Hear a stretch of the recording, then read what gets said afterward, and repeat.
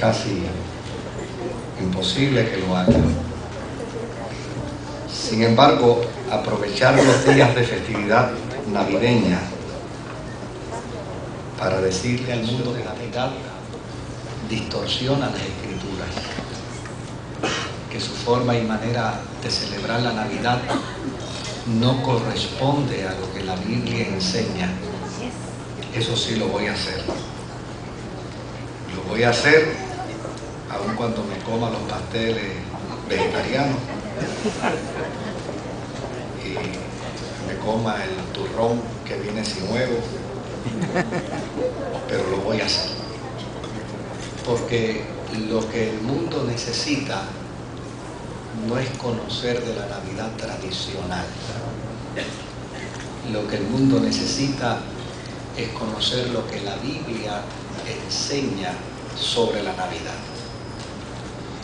Y desde ese punto de vista, yo quisiera invitarlos a ustedes a que vayan conmigo al Evangelio según San Mateo, al capítulo 2. Al capítulo 2 del Evangelio según San Mateo y versículo 1 y 2, y luego pasamos entonces al versículo 11. San Mateo capítulo 2, versículo 1 y versículo 2. Dice San Mateo: cuando Jesús nació en Belén de Judea, en días del rey Herodes, vinieron del oriente a Jerusalén unos magos, diciendo: ¿dónde está el rey de los judíos? Porque su estrella hemos visto en el oriente y venimos a adorarle. Y en el verso 11 dice: y al entrar en la casa, vieron al niño con su madre María, y postrándose lo adoraron, y abriendo sus tesoros le ofrecieron presentes: oro, incienso y mirra. Luego quiero invitarles al Evangelio de Lucas, al capítulo 2 del Evangelio de Lucas, porque Lucas tiene una versión más ampliada, pero un tanto distinta a la de Mateo. Y Lucas dice en el capítulo 2 y en el verso 8, dice: y había pastores en la misma región que velaban y guardaban las vigilias de la noche sobre sus rebaños. Y aquí se les presentó un ángel del Señor, y la gloria del Señor los rodeó de resplandor, y tuvieron gran temor. Pero el ángel les dijo: no temáis, porque aquí os doy nuevas de gran gozo, que será para todo el pueblo, que os ha nacido hoy en la ciudad de David un Salvador, que es Cristo el Señor. Y esto os servirá de señal: hallaréis al niño envuelto en pañales, acostado en un pesebre. Y repentinamente apareció con el ángel una multitud de las huestes celestiales, que alababan a Dios y decían: gloria a Dios en las alturas, y en la tierra paz, buena voluntad para con los hombres.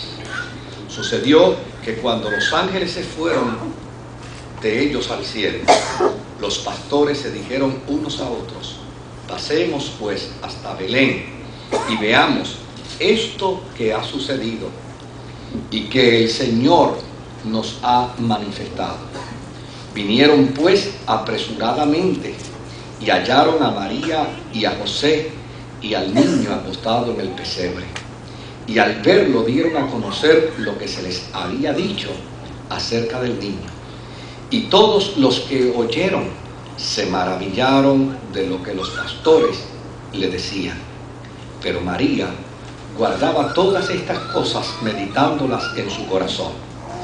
Y volvieron los pastores glorificando y alabando a Dios por todas las cosas que habían oído y visto, como se les había dicho.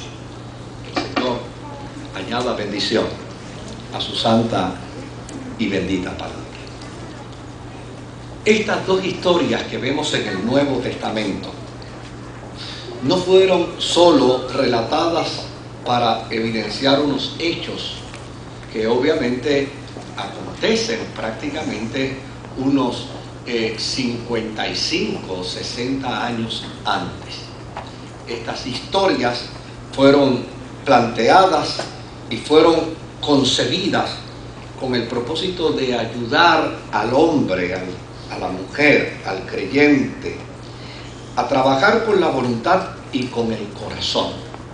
Es decir, para que de alguna manera nosotros podamos tener una información con respecto a aquel que resucitó. Es importante señalar y es importante afirmar que la historia del nacimiento de Jesús no fue una historia conocida de inmediato por los creyentes del primer siglo. Los creyentes del primer siglo solamente conocieron la historia de la resurrección, el testimonio de la resurrección, y se mantuvieron desde el año 33, de ahí en adelante, año 35, año 40, año 45, año 50, año 55, se mantuvieron por todos esos años predicando solo la resurrección de Jesucristo. Y eso es importante que nosotros lo entendamos, porque no entenderlo nos llevaría a cometer algunos errores que tradicionalmente se cometen. Es decir, para los cristianos del primer siglo, la información con respecto al nacimiento de Jesús fue posterior. Lo que sucede es que después del año 55, es decir, Jesús resucita en el año 33, hasta el año 55 han pasado 22 años. Después de 22 años, o tal vez un poquito más, es que entonces los creyentes empiezan a preguntar, pero ven acá, ¿y este que resucitó? ¿Cómo advino al mundo? Este que resucitó, ¿cómo llega a la existencia y al conocimiento de la humanidad? Y entonces los creyentes se dan a la tarea de buscar la información.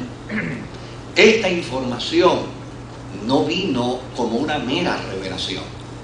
Esta información vino como consecuencia de un trabajo exhaustivo, de un trabajo serio, de un trabajo responsable.